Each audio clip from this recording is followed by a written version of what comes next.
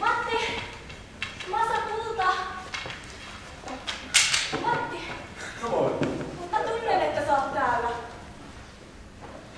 Onpa sulla hiukset kasvanut.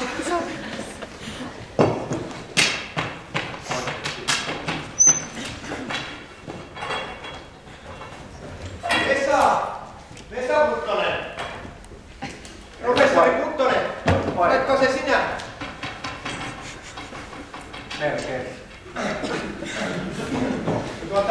Minä etsin sitä elämäni valoa ja luin varjo-opinto-oppaasta, että sieltä rahoituksen luennoilta löytyvät ne parhaat tyypit.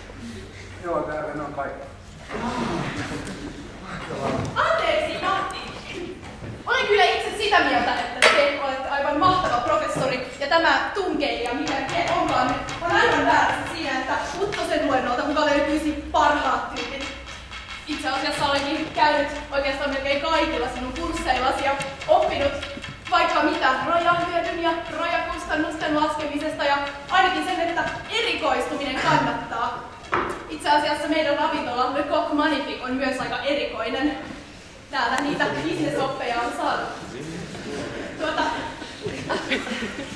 Olen aivan pöyristynyt tästä. Hyvin pahoillani, että näin tällaiset ihmeelliset ihmiset täällä häiritsevät sinun hienoa luentoasi. Mutta itse asiassa, anteeksi. Te kaksi näytitte kyllä niin erikoisilta, että voisittekin soveltua aivan hyvin vieraiksi meidän Le Coq Magnifique ravintolaan. Ja Matti, muuten sinullekin